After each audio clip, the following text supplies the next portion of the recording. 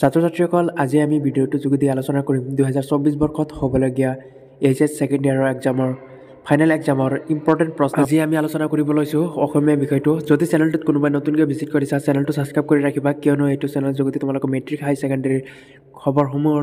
দিয়া হয় গতিকে আগবাঢ়িছোঁ ভিডিঅ'টোৰ আজিৰ ভিডিঅ'টোৰ প্ৰথমতে তোমালোকে এইটো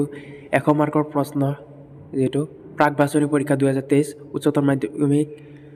দ্বিতীয় বৰ্ষৰ বিষয় অসমীয়া তোমালোকে ইয়াত স্ক্ৰীনশ্বট মাৰি ল'বা তোমালোকৰ প্ৰশ্নসমূহ তোমালোকৰ কাৰণে ইম্পৰ্টেণ্ট ইয়াত প্ৰথমটো প্ৰশ্ন দিছে প্ৰথম প্ৰশ্নৰ ক বুলি দিছে লক্ষ্মীনাথ বেজবৰুৱা এখন তত্ত্বমূলক গ্ৰন্থৰ নাম লিখা তোমালোকে এইবিলাক জানি ল'বা মই অকল প্ৰশ্নটো কৈহে দি আছোঁ তো প্ৰথমটো প্ৰশ্ন গ'ল ছেকেণ্ডটো প্ৰশ্ন খ নম্বৰ যতীন্দ্ৰনাথ দুৱৰাই অসম সাহিত্য সভাৰ কিমান সংখ্যক অধিৱেশনত সভাপতিত্ব কৰিছিল নেক্সট প্ৰশ্নটো হ'ল উপেন্দ্ৰ চন্দ্ৰ লেখাৰ এখনি অনুবাদমূলক গ্ৰন্থৰ নাম লিখা তোমালোকে এইবিলাক প্ৰশ্ন স্ক্ৰীনশ্বট মাৰি ল'বা পিছত তোমালোকে এনচাৰ জানাই যদি তেনেহ'লে হ'ল আৰু যদি নাজানে তোমালোকে প্ৰশ্নসমূহৰ এনচাৰ জানি ল'বা ডক্টৰ সূৰ্য কুমাৰ ভোৱাই কিমান চনত ৰাজ্যসভাৰ সদস্যপদ অলংকৃত কৰিছিল এইবিলাক ইম্পৰ্টেণ্ট প্ৰশ্ন হয় অসমীয়া বিষয়টোৰ তীৰ্থনাথ শৰ্মা অসমৰ কোনখন মহাবিদ্যালয়ৰ প্ৰতিষ্ঠাপক অধ্যক্ষ আছিল ৰেৱতীমোহন দত্ত চৌধুৰীৰ ছদ্ম নামটো কি নেক্সট প্ৰশ্নটো হ'ল 24 ফ্ৰেমছৰ লেখক কোন নেক্সট প্ৰশ্ন তলৰ যিকোনো 7টা প্ৰশ্নৰ উত্তৰ লিখা ইয়াত প্ৰশ্ন 7টা প্ৰশ্ন উত্তৰ লিখি দিছে যিকোনো প্ৰশ্ন 7টা উত্তৰ লিখিব দিছে তাৰে এটা প্ৰশ্ন 2 মাৰ্ককৈ দিয়া হ'ব প্ৰথমটো প্ৰশ্ন যথা নিযুক্ত হস্মি তথা কৰমী এই সংস্কৃতৰ পত্ৰীৰ অৰ্থ লিখা নেক্সট প্ৰশ্নটো হ'ল পয়মিন প্ৰজ কাৰ ৰচনা তেওঁ কোন দেশৰ সাহিত্যিক মধ্যযুগীয় অসমীয়া দুখন হাতে লিখা সচিত্ৰ পুথিখনৰ নাম লিখা তোমালোকে যদি অসমীয়া বিষয়টোত 100 to 100 মাৰ্কছ বা 90+ পাব বিচৰা তেনেহ'লে তোমালোকৰ প্ৰত্যেকটো এক্সামৰ কুৱেশ্যন পেপাৰ এইচএছৰ অসমীয়া বিষয়টোৰ এক্সামৰ কুৱেশ্যন পেপাৰ তোমালোকে আঁতিগুৰি মাৰি পঢ়িব লাগিব আৰু চব ছল্ভ কৰিব লাগিব তেতিয়াহে তোমালোকে অসমীয়া বিষয়টোত 100 to 100 মাৰ্কছ বা 90+ মাৰ্কছ উপলব্ধ পাবা মই তোমালোকক কৈ আছোঁ যে অকল মুখৰে ক'লে পায় নেকি নাই অকল মুখৰে নাই তোমালোকে অসমীয়া বিষয়টোত এইবাৰ 2000 হাই ছেকেণ্ডেৰী 2024 বৰ্ষৰ যিটো এক্সাম সেইটো তোমালোকে 90+ পোৱাটো খুবেই সহজ বুলি নকওঁ তো সহজ বহুতেই সহজ কিয়নো আগতে আমি পঢ়ি আহিছোঁ আমি পাইছোঁ আগতে ইমান 90 নিচিনা পাইছোঁ তোমালোকে সেইটো ভাবিব নালাগে তোমালোকে মন দি পঢ়া তোমালোকৰ যদি মাৰ্কছ বেছিকৈ পাব মন আছে তেনেহ'লে প্ৰত্যেকটো কুৱেশ্যন পেপাৰ তোমালোকে ভালদৰে চাব লাগিব তোমালোকে ইয়াত সময় নষ্ট নকৰি তোমালোকে স্ক্ৰীনশ্বট মাৰি তোমালোকে ভিডিঅ' কাটি দি তোমালোকে এনচাৰসমূহ কুৱেশ্যনসমূহ জানি ল'ব পাৰা যন্ত্ৰ নামৰ জীয়াৰ মন্ত্ৰ এইটো প্ৰশ্ন কাকতে এইটো কোনটো আগতে আমি কি চালোঁ পেজ 1 এইটো কি আছে এইটো নেক্সট পেজটো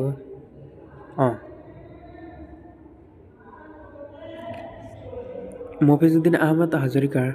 এইটো প্ৰশ্নটো মাজত পৰি গ'ল নহয় শ্ৰেয়া দেয়ম হিয়া দেয়ম মানে কি শ্ৰদ্ধাই দেয়ম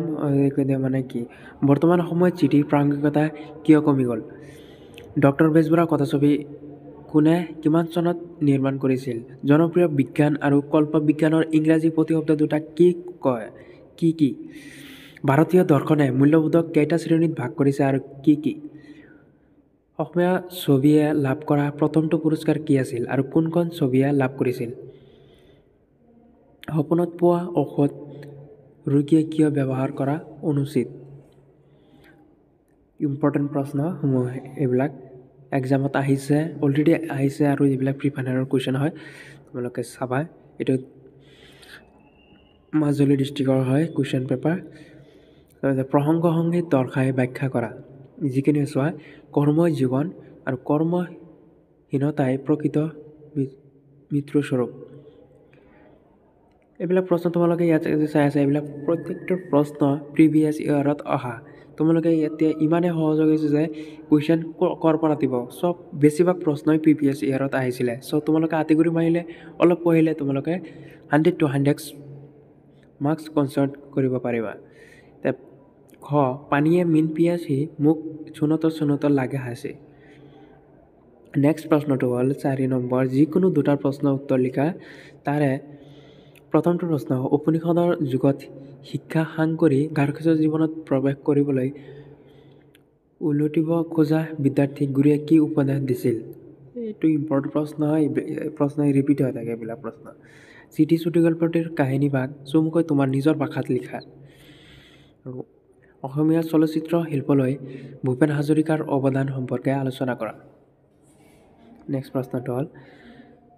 তলৰ যিকোনো 5টা প্ৰশ্নৰ উত্তৰ দিবা এটা প্ৰশ্নৰ এটা মাৰ্ক 1 মাৰ্ককে পাবা এটা প্ৰশ্নৰ প্ৰথমটো প্ৰশ্ন হ'ল বৰগীতৰ বিষয়বস্তু কেইটা ভাগত ভগাব পাৰি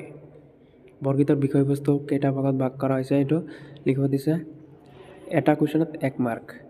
নেক্সট তোমালোকক দেখাই আছোঁ এইটো 5ৰ আছিলে ন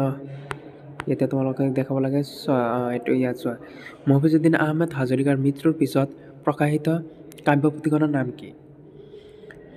মফিজুদ্দিন আহমেদ হাজৰিকাৰ কাব্যপুথিখনৰ নাম লিখিব দিছে নলিনীবালা দেৱীৰ কবিতাবোৰৰ মাজেৰে কিহৰ মিলন ঘটিছে নেক্সট প্ৰশ্নটো হ'ল ইন্দ্ৰমালতী কথাছবিখন কিমান চনত প্ৰকাশ পাইছিল নেক্সট প্ৰশ্নটো হ'ল কাঠমিস্ত্ৰীৰ ঘৰ কবিতাটি ক'ত প্ৰথম প্ৰকাশ পাই হৈছিল মোৰ যে কিমান হেঁপাহ গীতৰ সংকলন কাৰ